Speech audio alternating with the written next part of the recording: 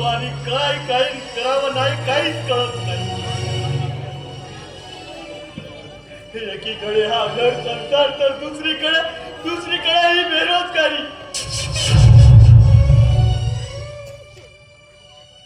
माझी नोकरी गेली म्हणून मी घरच्यांना सांगू तरी कसं.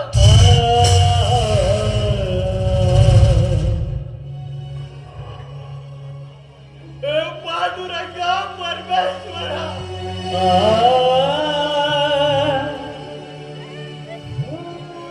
वाचव रे माझ्या या कुटुंबाला. परत या उमेदने कधीच कुणाचं वाईट केलं नाही. पण त्याचाच म्हणलं तर त्याच्याच मुळे का म्हणून.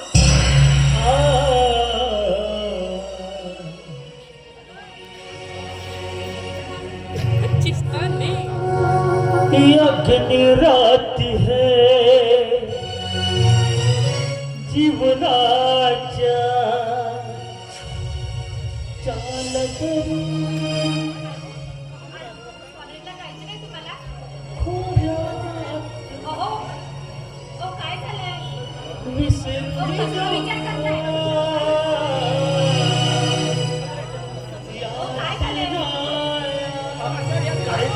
काही नाही का असं सहजच बसलो होतोय मी.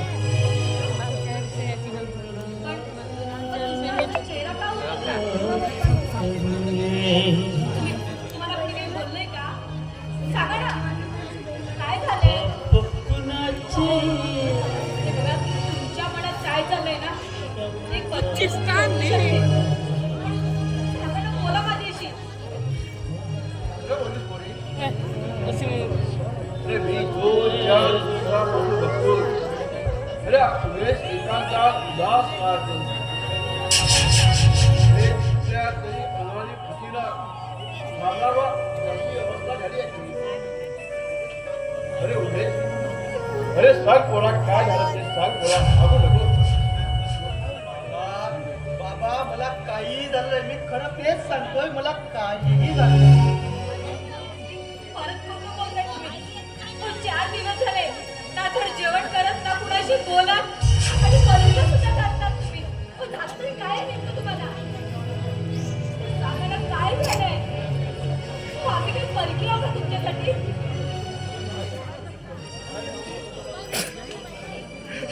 काय सांगू आणि कसं सांगू तेच तर मला कळत.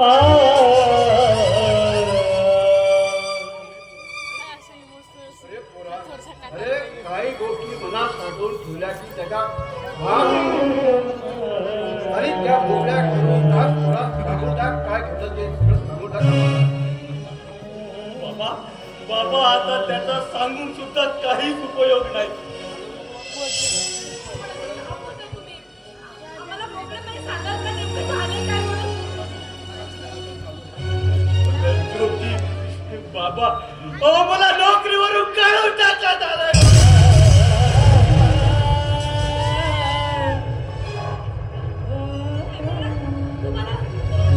होय नव्हती होय.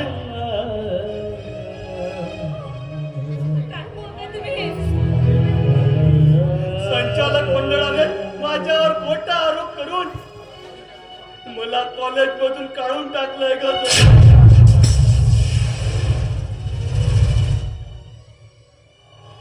आता हा तुमचा उमेश बाबा परमानंट बेरोजगार झालाय. हो बेरोजगार झालाय. अरे मतलबी दुनिया. अरे आजपर्यंत तू प्रामाणिकपणे नोकरी केली, त्याच्या हस्तात फळ दिलं परमेश्वरा, असं फळ दिलं.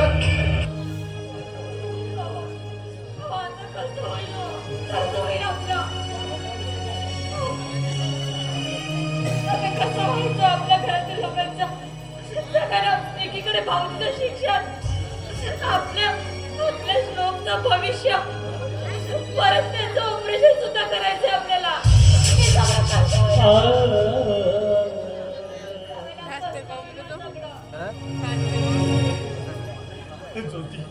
ज्योती हे सर्व माझ्या प्रामाणिकपणाचं मला फळ मिळालंय का.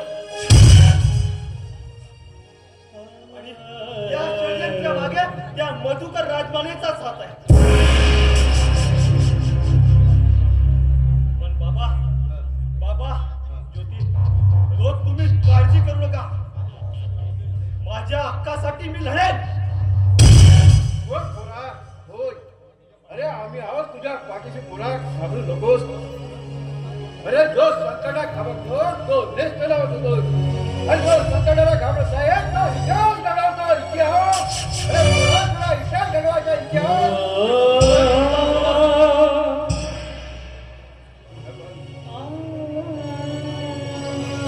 अरे परमेश्वर तुझ्या पाठीशी. अरे पाठीशी आपल्या पाठीशी पोरा, आपल्या पाठीशी.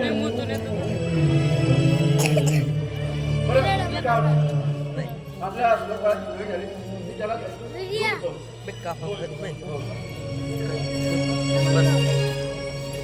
जागा पकडून तोंडाकडे जायची. तुम्ही ना सरकार आणि आता कधीही जाऊ नका. तुम्हीच तर आपल्या या घराचे आधारस्तंभ आहात. आणि जर आपल्या घराचा आधारस्तंभ जर खचून गेला तर आम्ही कुणाकडे बघू शकायचो? कुणाकडे बघू शकायचो? बाथरूम आहे ना एवढं म्हणून काय ज्योती, या परिस्थितीमुळे हा उमेश हटलत चालाय. सगळं काही ठीक होईल. तो परमेश्वर आहे ना, तो आहे आपल्या पाठीशी. सगळं काही ठीक होईल.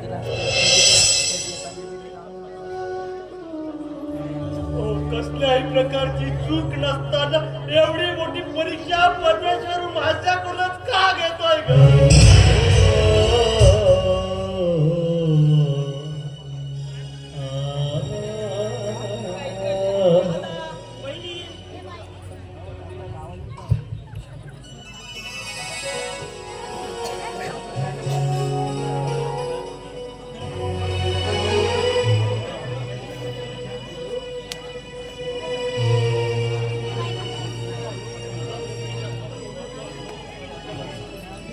दादा, वहिनी, मी ज्या क्षणाची आतापर्यंत वाट पाहत होतो तो क्षण आज आला. भाऊजी, अहो असं नेमकं झालं तरी काय? आणि हे तुमच्या हातात पेढे वगैरे, अहो काय झालंय? पण हे नेमकं काय आहे? मला थोडं आनंदाचं कारण कळायला हवं मला. दादा, वहिनी, अहो मला नोकरी लागली. वा, वा, वा,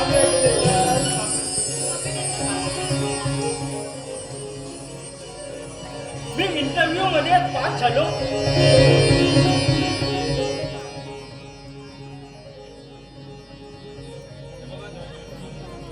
हे बघा, जॉईन लेटर आणि पेढे. अरे खरंच आज खूप आनंदाची बातमी घेऊन आला. आता तुला नोकरी लागली.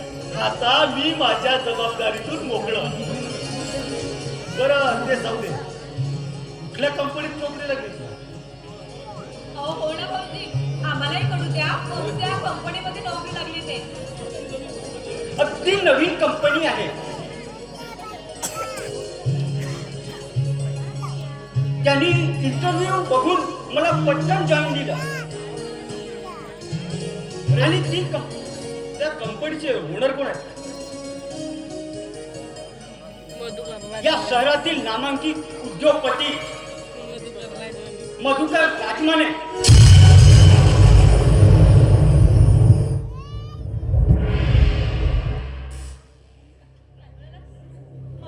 मधुकर राजमाने. बसला ना वहिनी तुम्हालाही धक्का? खरंच मोठा देव माणूस आहे हो. अरे देव माणूस नसून तो राक्षस आहे, राक्षस. अरे हे काय बोलतोस तू? अरे खरं तेच बोलतोय मी. अरे हे बघ, काही झालं तरी तू त्या कंपनीमध्ये काम करायचं नाहीस, हा माझा शेवटचा निर्णय आहे.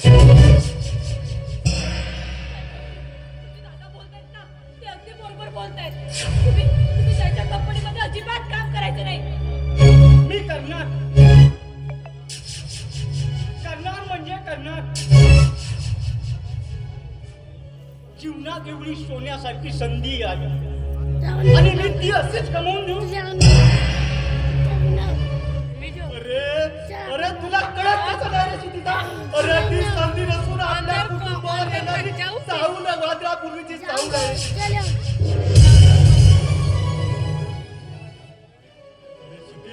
क्षितिज दादा, आज तुझा मोठा भाऊ तुला 10 बोटाचे हात जोडून विनंती करतोय. प्लीज प्लीज क्षितिज, काही झालं तरी तू त्या आरामखोराच्या कंपनीमध्ये नोकरी करायची नाही. अरे त्या नीच माणसामुळे आज तुझा मोठा दादा बेरोजगार रोडगारी बसलाय. वा दादा वा. तुझ्या वैयक्तिक या आलेल्या संधीला मी सोडून देऊ? आज माझं भविष्य उजळायला लागलं तर मी माझ्या उजव्यातल्या प्रगतीच्या वाटा मोडून टाकू? नाही दादा नाही, मी ही संधी गमावणार नाही. म्हणजे तुझा दादांचा निर्णय तुला मान्य नाही? अजिबात नाही. बरोबर आहे ना? आज मला तुझ्यापेक्षा जास्त पगाराची नोकरी लागली आणि ते तुझ्या डोळ्यात रुतायला लागलं आणि माझ्या भविष्य उजळायला लागलं आणि तेही तुझ्यासाठी मी त्याला ठोकर मारू? नाही दादा नाही, मी ही नोकरी करेनच. हा माझा शेवटचा निर्णय आहे, समजलास?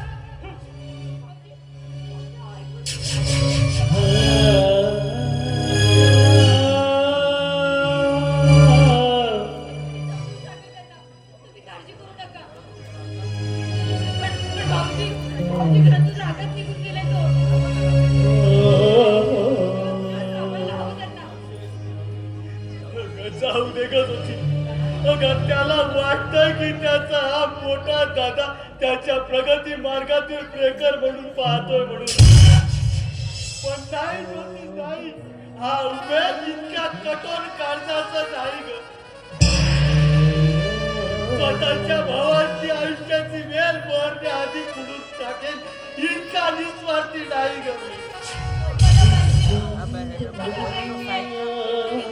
किती प्रेम करताय ते. आणि किती जे काही म्हणून दिलंय ना, त्याच्या प्रेमाच्या विश्वास तुम्हाला होतं त्याची चालू आहे. हे बघा, काही काळजी करू नका, सगळं काही ठीक होईल. सगळं काही ठीक होईल. अरे परमेश्वरा, अरे हाच का रे तुझा वेळ? अरे एवढं कसं केवढं वेळ तू आता निर्जीव होऊन का बसलास?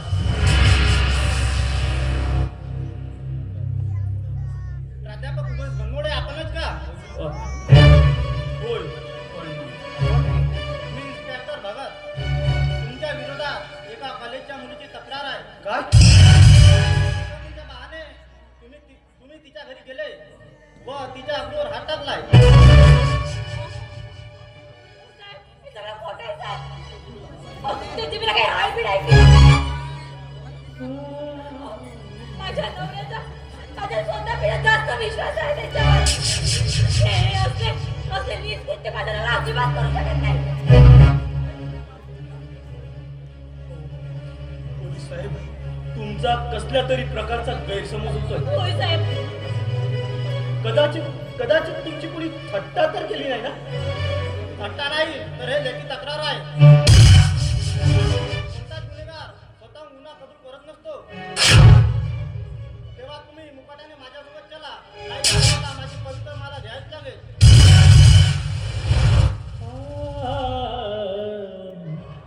मी अजिबात येणार नाही. आधी मला त्याचा पुरावा दाखवा.